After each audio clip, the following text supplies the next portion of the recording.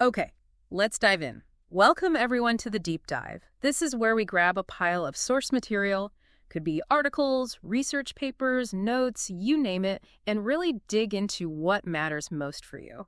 Think of us as your guides, helping you cut through the noise and get straight to the core insights and why they're important. Exactly. And today, we're tackling something, well, something genuinely weird that's got scientists buzzing. We've got findings here based on some heavy-hitting telescopes. NASA's Chandra X-ray Observatory, Australia's SKA Pathfinder radio telescope. And it all revolves around this one celestial object that's, frankly, like nothing they've ever seen before. Right, so our mission basically is to walk through this discovery, understand the object's really bizarre behavior, the mystery it represents, and maybe figure out why it's kind of shaking up our understanding of the universe. Yeah, it really challenges some core ideas. And you'll want to stick around for this because we're talking about pulsing that's almost unbelievably slow, dimming that's super dramatic, and the fact that, even the experts are sort of scratching their heads. It's one of those what is that moments in astronomy. Gets everyone excited. So let's give this thing a name. The star of our show today is ASKAP J1832. The full designation is ASKAP J1832, year 0911, but yeah, ASKAP J1832 is easier. Definitely. And it's out there about 15,000 light years from us. That's right. And the research we're digging into, it just came out recently, end of May, in the journal Nature. It pulls together data from, like you said, Chandra for X-rays and ASKAP for radio waves down in Western Australia. And the moment scientists got a look at the data, it wasn't just, oh, another signal. It was immediately clear this was something different. Oh, absolutely. It stood out straight away. Very unusual characteristics. So first off, this ASKAP J1832 falls into a pretty exclusive club. They call them long-period radio transients. Right, and that's a relatively new category itself, isn't it? Only identified a few years back. Exactly, 2022. These things emit radio waves, but really slowly, intermittently, or in pulses, but stretched out over long periods, not like your typical fast radio bursts or pulsars. And ASKAP J1832 takes long period to a whole new level. Its main thing is these radio bursts it sends out every 44 minutes. Yeah, 44 minutes, which sounds maybe not that long in human terms, but for something pulsing in space. It's glacial. I mean, standard pulsars, these super dense spinning stars, they pulse multiple times a second. Thousands, even tens of thousands of times faster. So 44 minutes between pulses, it's, incredibly slow for this kind of object. But, okay, slow pulsing is weird, but maybe not completely unheard of in this new category. What really blew the doors off was the X-ray data. That's the kicker. They pointed Chandra at it, looked for X-rays, and boom, it's pulsing in X-rays too. Okay. And here's the truly mind-bending part. The X-ray pulses are hitting us on the exact same 44-minute cycle as the radio pulses. Wait, hang on. Not just slow pulsing in both, but perfectly synchronized, down to the minute. Perfectly synchronized. That's what's unprecedented. We've never seen a long-period radio transient doing that before, pulsing in sync across both radio and X-ray wavelengths. The researchers talk about using these plots, phase plots, basically lining up the signals over time. And it just shows this perfect lockstep. Radio pulse, 44 minutes, X-ray pulse, 44 minutes. Again and again, it's unmistakable. Okay, so you've got the super slow synchronized pulsing. Weird enough, right? Yeah, already pretty strange. But then there's mystery number two. On top of this regular 44-minute beat, ASKAP J1832 also, well, it fades dramatically over months. Fades how dramatically? We're talking a huge drop. In radio waves, it dimmed by about a factor of 1,000. 1,000. 1,000 times fainter.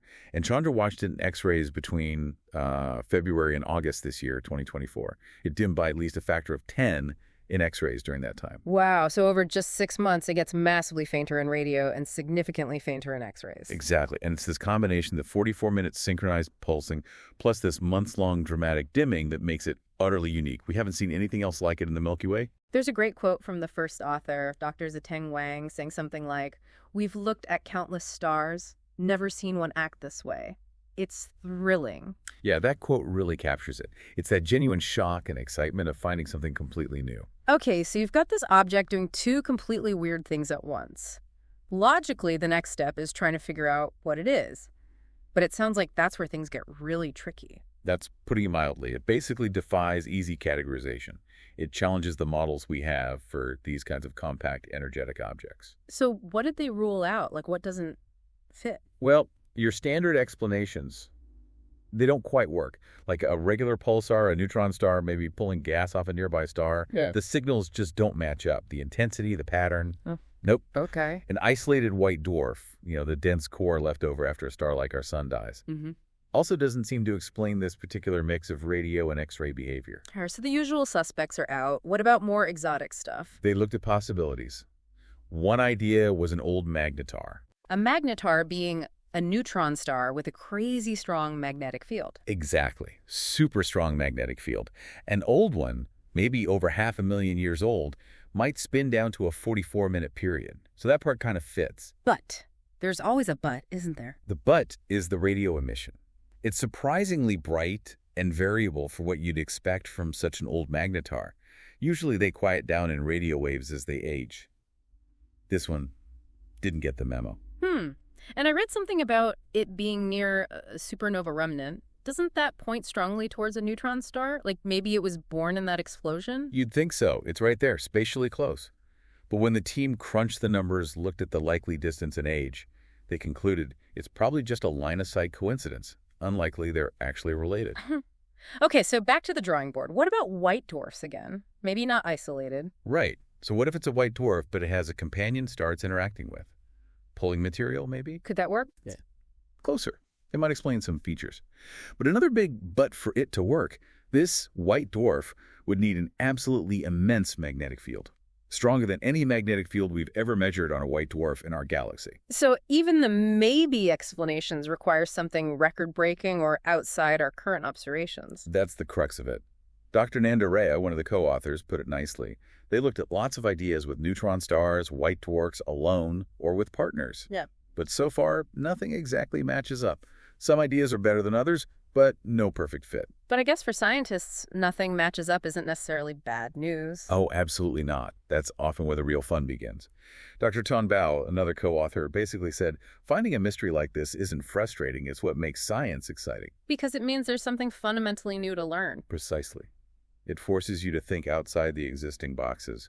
And now, the race is on. Is this thing ASKAP J1832 just a one-off weirdo, or is it telling us something fundamental about all these long-period radio transients? Could its weirdness hold the key to understanding the whole group? That's the hope. And of course, they're now actively scanning the skies, looking for more objects like it. Finding even one more would be huge. And wasn't there another team that spotted it too, independently? Yeah, quick mention of that. Another group found the radio source with a different telescope, the Dio Chang radio telescope. But they didn't report the X-ray behavior. Which really highlights how important Chandra was here. Getting that X-ray data was crucial to seeing the full picture, especially that synchronized pulse. Absolutely. It shows why having telescopes that can see the universe in different kinds of light, especially high-energy X-rays like Chandra does, is so vital for uncovering these extreme cosmic phenomena. Okay, so let's wrap our heads around this. For you listening, what's the big takeaway here? We've got this object 15,000 light years away. ASKAP J1832. Right. And it's doing two things nobody's seen combined before. It's pulsing incredibly slowly every 44 minutes in both radio waves and X-rays, perfectly in sync.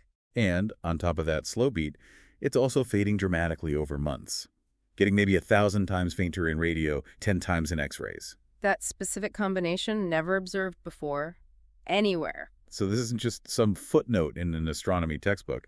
It's a genuine cosmic puzzle box. It's directly challenging our neat little categories for things like neutron stars and white dwarfs. It shows us in real time how science works. A discovery pops up that doesn't fit, and it forces us to potentially rethink our models of the universe. It really is pretty mind-blowing.